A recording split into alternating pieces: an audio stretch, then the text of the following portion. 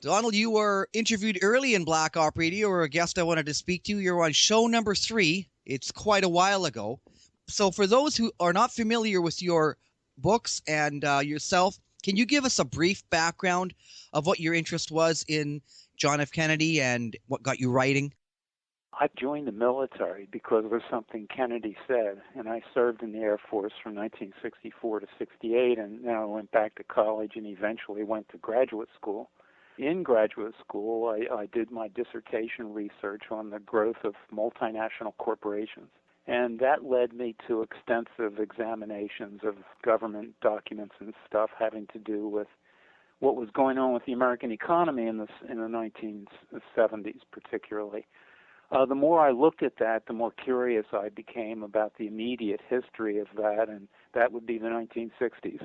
So I started working my way back, and I eventually got to the Kennedy administration and became really impressed by the program he tried to institute with some considerable success and the immense prosperity that developed in the American economy in that time period.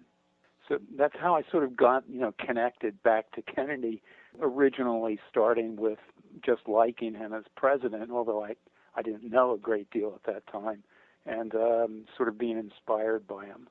And when did you first start writing Battling Wall Street? I guess it would have been around 1990. Well, let's get into some of these things. I think for people, students, the assassination and the interest in John F. Kennedy, the steel crisis, which you go into, is one of the you called it a telltale event, and it really underscores the opposition that Kennedy had, and I think that they were trying to, you mentioned it in the book, just flex their muscles and cripple Kennedy, behind the scenes and making him a lame duck president, regardless of what the real price of steel was. This was Wall Street flexing their muscles. You want to elaborate a little bit on the steel crisis? And if I may, draw a connection to something Fletcher Prouty had talked about, and that is the Bay of Pigs operation. And right back to the steel crisis in a second. Fletcher Prouty notes in his, I guess it's in the Secret Team, although it might be in the assassination book, that with the Bay of Pigs, the operation may actually have been set up in order to force Kennedy's hand or humiliate him, one or the other, or both. And getting Castro may have been a secondary objective, if any at all. The idea was to force Kennedy to invade Cuba, and in the process then discredit him throughout South America, undermine his image and influence in South America, and undermine the Alliance for Progress. Something similar, I think, happened with the steel crisis, and that is the attempt was made there to discredit Kennedy with labor and to embarrass and sort of humiliate him and weaken his presidency. And that was the real purpose, not getting a few more cents on a ton of steel. Now, how do you come to those conclusions? Because that's the real crux of it. Well, in the case of the Bay of Pigs, Prouty makes an argument that McGeorge Bundy engaged in various deceptions and manipulations, and there seems to be no other explanation for what he was doing except to try and entice Kennedy into some military intervention in Cuba. So part of this is, comes from people like Prouty, and then part of it is simply context. That is what makes sense out of events and conflicts. And in the case of the steel crisis, what U.S. Steel did makes no sense, except if it was an effort to discredit Kennedy. And Blau, who was chairman of U.S. Steel, had a background with J.P. Morgan. The Morgan interests had formed U.S. Steel originally back in the, 1907 to 1910 period. And so U.S. Steel, when he was facing U.S. Steel, he was actually facing Wall Street, Kennedy that is, prevent him from doing what he saw as his obligation as a president, and that's to use governmental powers to try and influence the direction of things. So Kennedy was trying to, as much as you could within the constraints he faced, he was trying to shape the future.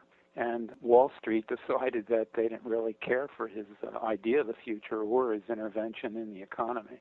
which, gets us into the more recent decades where we've had a country run almost exclusively for the interest of a handful of private wealth.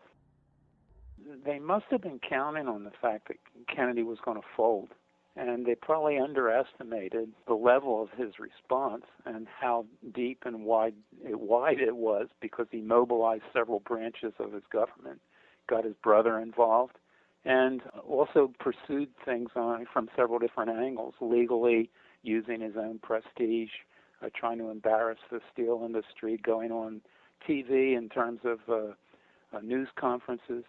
And so the whole effort was a major strategic response to what U.S. Steel had tried to do. And they apparently were surprised. And so they simply backed down, and that enhanced Kennedy's image for sure. He said he was going to get Bobby as an attack dog to go through their tax records. He was going to cancel military contracts to Steel and start giving them to smaller companies like you mentioned. There was going to be a gigantic backlash. And then he went out on, like you mentioned, to the public and embarrassed them in the public the way they wanted him to be embarrassed. And I can't think of another example. As you listen to this, and I'm sure there can be a lot of people new to the case that are investigating this, they'll say, I've never heard any president talk like this. This is astounding. You get to really see where you get this opposition that something's got to be done. We got to remove this guy because he's flexing his muscles right back at us, and we thought we were in charge. Yeah, and it wasn't very easy for them to just marginalize or, create an image of Kennedy as some fringe figure, since he was a popular president with a 70% approval rating. So, as was the case in a number of instances, the establishment on Wall Street overplayed their hand and demonstrated their own arrogance and their own lack of understanding, which came from that arrogance. Well, I guess it has to go with also JFK had a vision. This is New Frontier, and this is what he wanted to pull everyone up, and also third world nations as well. Now I'm not sure you can, because I'm not too familiar with Hamilton. Maybe you can discuss that. He thought by making everyone else do better, that we would just all rise together. And this was I think in a nutshell, the economic policy of Kennedy's administration there. Read Hamilton's report on manufacturers, because it's in that report where he lays out the number of ways that government can try and shape the direction of the economy.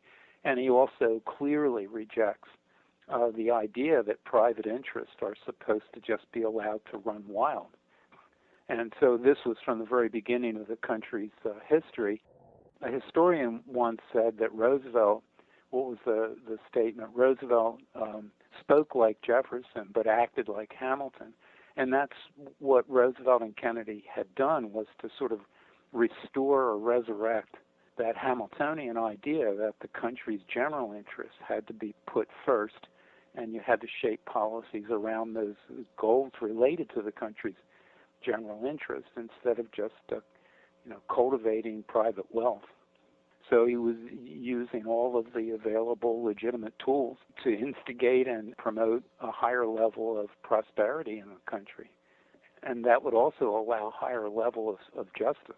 Make a concise summary of it, but in a sense, what they've done since Reagan is to just elevate private interests way above the interests of the country, and that the whole drift of things has been to tolerate increasingly irrational or actually destructive economic practices under the so-called banner of the marketplace or private freedom.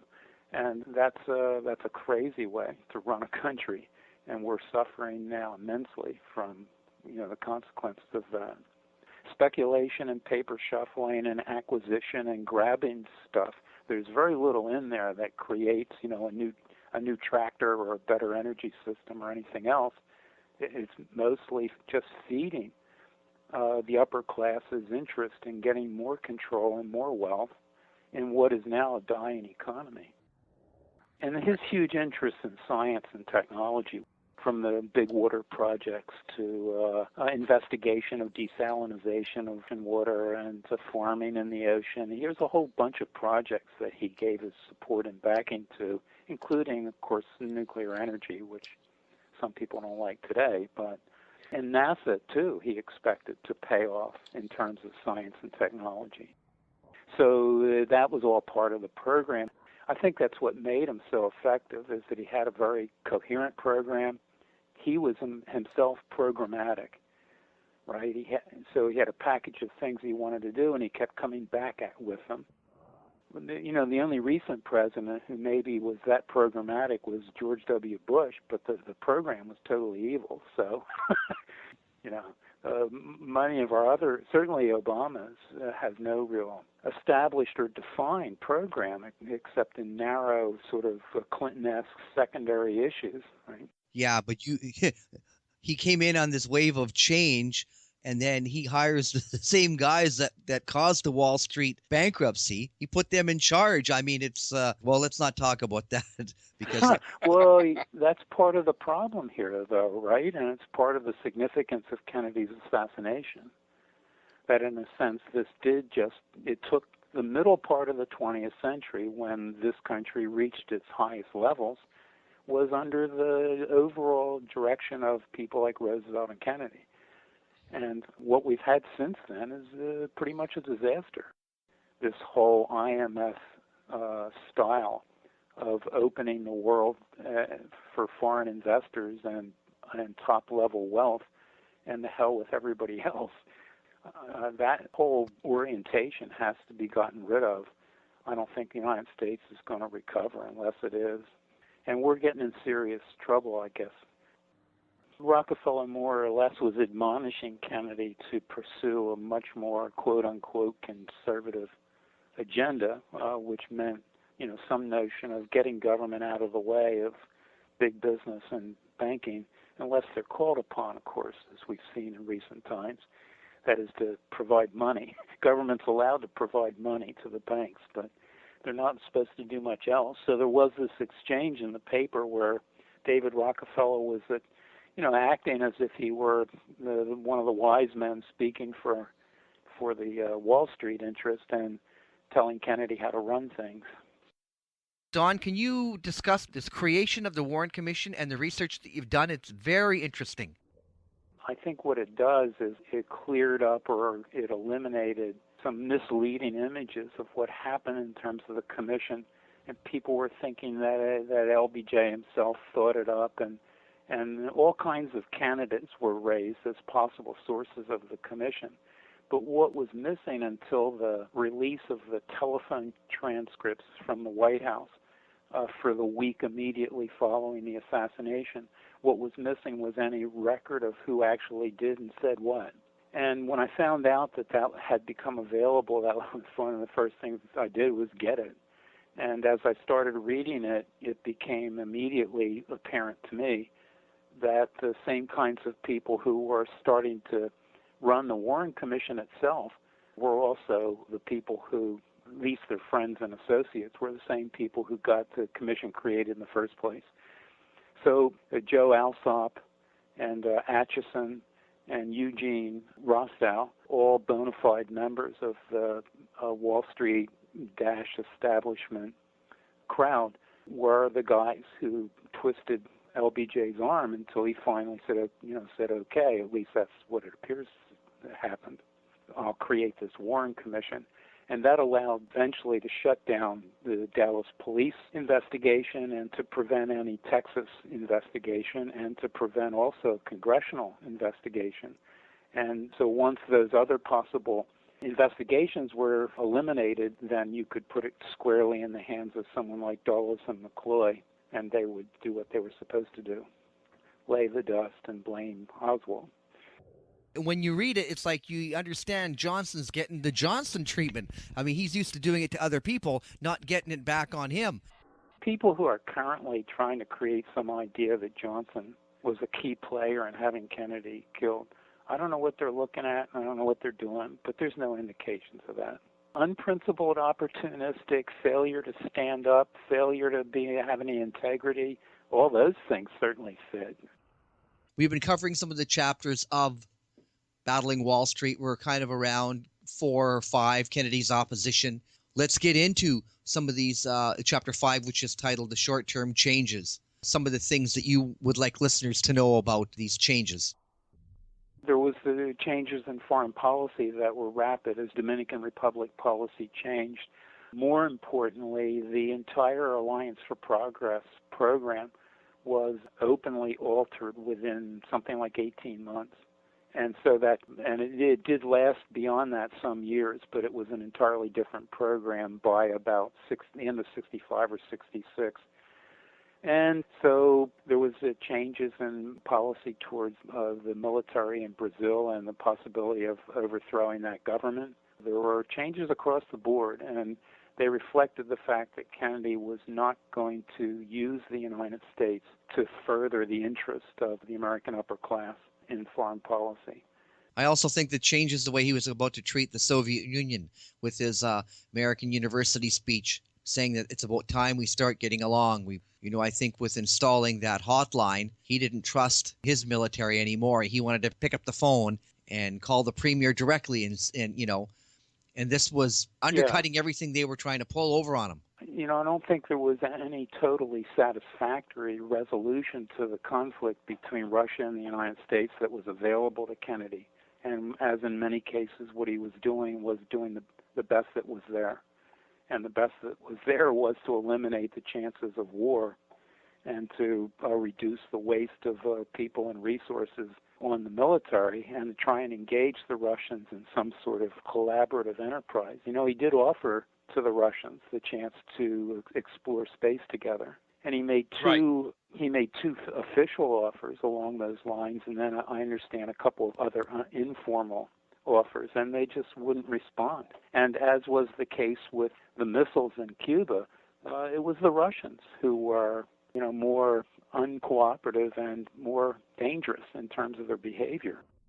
The International Monetary Fund came to represent City of London and Wall Street policy by the mid-50s, 1950s. The IMF was a product of the Keynes and Harry Dexter White work, which was done at the end of World War II. And when it was originally set up, it was a fairly productive and positive institution and mostly helped Europe recover. But around 53 or so, C. Douglas Dillon and other Wall Street people took over and reshaped the IMF to serve other purposes. And the other purposes were to, get access to other countries' wealth and gain control over as much of that as possible. So when Kennedy came into office, they were ready to push this IMF stuff, and he had no interest in doing it. And what he was interested in was that kind of cooperative national interest thing or nationalism, and not dictating a set of required policies as the IMF did. In its beginnings, the first 7 years, the IMF was probably fine. It was very practical, very open, flexible, and it represented the desires and interests of Keynes and White. Between that and the Federal Reserve, there seems to be this discussion that doesn't lead to a lot of promising investigation, but that is of Kennedy deciding to print his own money and get around these banking concerns. Who was I'm trying to recall my own quote now, but somebody said that banking was way too important to be left to bankers. And this goes to another general question, and that is, why did they kill Kennedy? Well, your problem with Kennedy is that there were an abundance of possible motives. And probably for different people, this or that was the trigger. That's enough. I've seen enough. And I doubt if the upper class was unified in terms of what they objected to most. They probably could, each of them had their list probably. We're on the eve of the creation of an IMF manipulated world economy and the Trilateral Commission and the first oil crises coming. And the Kennedys were just totally on the wrong page. The whole thrust of what they wanted to do and were doing was at odds with where the establishment wanted to go or would want to go within a few years. So they were an impediment to the whole global strategy. And that may sound like an overstatement, but I think it's true. No, it isn't. And this is what I think makes your book so important, that when people are trying to get away, studying the JFK assassination, once they put aside Lee Oswald and then the Warren Commission, they go, well, who were his real enemies and how powerful are they? And at least your book is identifying this group. We're studying something that's tough. Yeah, I've come to the sort of conclusion over the last 20 years or so, and especially in the last 15, that the upper class policy strategy was basically implemented and structured and finalized in the 70s. And, a lot of it was there earlier, like way back in 1925 when the Trademarks Ancestor was created and Institute of Pacific Relations. This globalist thing has been around for over 100 years. I think what shifted in the 80s and 90s is that American corporations and banks and investors began abandoning the American economy in a way that never happened before. And what they've done is to gut our economy. They've deindustrialized it.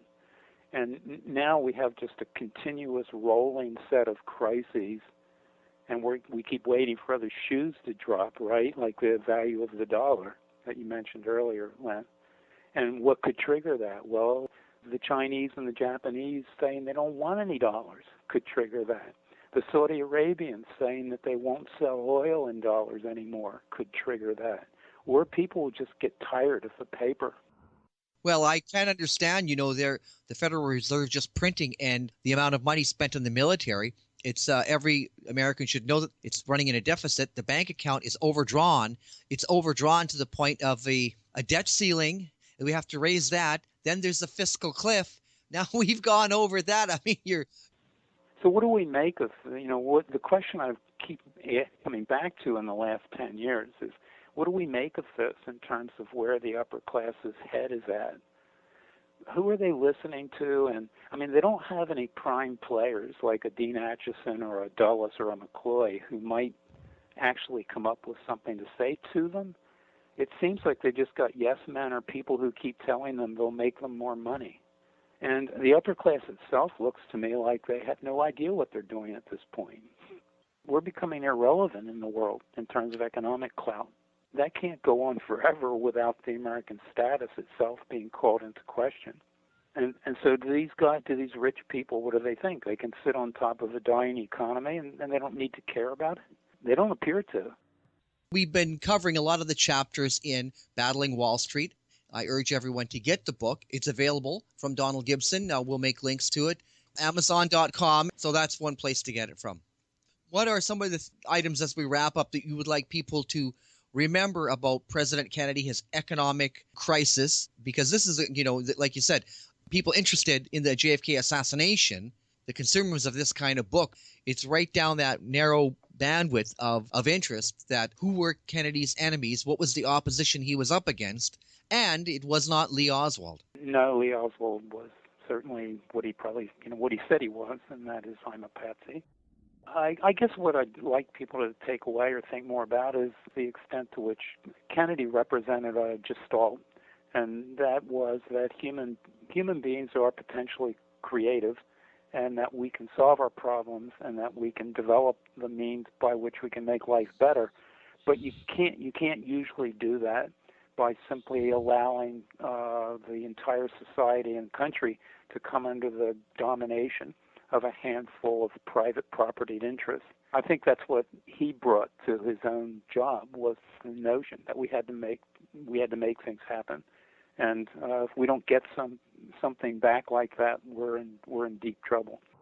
And these figures like John McCloy, the World Bank, Allen Dulles, Sullivan Cromwell, this is the real centers of power that were the opposition to John F. Kennedy. They were until, I think, the 70s, and I think now you basically got people who are playing out the game plan, if you get what I mean. That is, I don't think there's really any questioning of what's happening at the upper levels.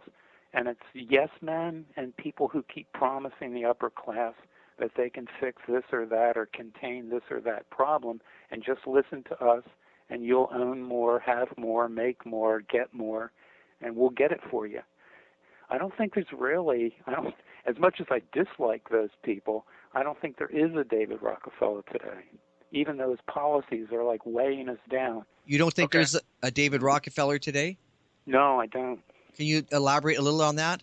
I think that I think the strategy was outlined in the 70s, and I don't think there's anyone with sufficient stature to challenge it, or anyone who seems to be inclined to challenge it. So the American upper class is pursuing a set of policies which ultimately can't work, and ultimately will mean their own loss of influence, which is a problem because they're not going to accept that. That creates dangerous situation. The United States can't just be allowed to fall apart and they're going to somehow continue to run things in the world. They're not. The Chinese and the Russians and the Brazilians and the Indians and the others are seeking more say in the world's affairs, and that's just the beginning.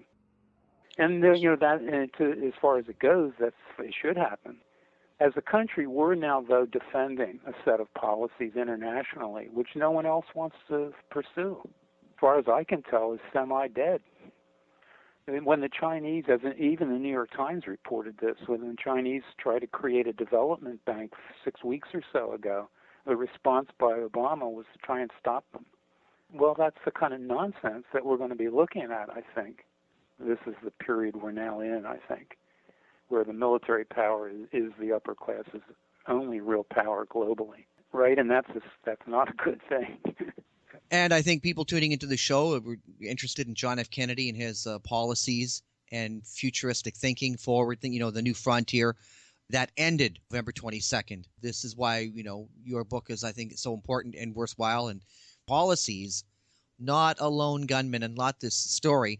And I think what's interest to a lot of people is the force the media has in constantly trying to wave the flag of Lee Oswald and Tom Hanks and Bugliosi, and they keep going on and on when you'd think this would be like a fairy tale, like the Tooth Fairy or something. Like, this is the kind of book you should read to grow up, to get up to speed on what really was going on and who has the power to remove Kennedy and who has the power to influence setting up a Warren Commission and just keeping the lie going. Yeah, the New York Times and the Wall Street Journal settled the whole thing within 24 hours. And then when Ruby shot Oswald, no one said, that's interesting. We'll stick with the story someone gave us earlier, meaning yesterday. Well, there were a few critics. There was the Mark Lane, and in 1978, the House Select Committee on Assassinations issued their report saying there was, because of the acoustical evidence of at least 2 gunmen, right? And I'm not sure if it was the New York Times or whatever paper it put out. Well, so there was 2 people, another guy shooting at him. Lee shot him anyway, so that's about it. I mean, can you believe that? Yeah, unbelievable.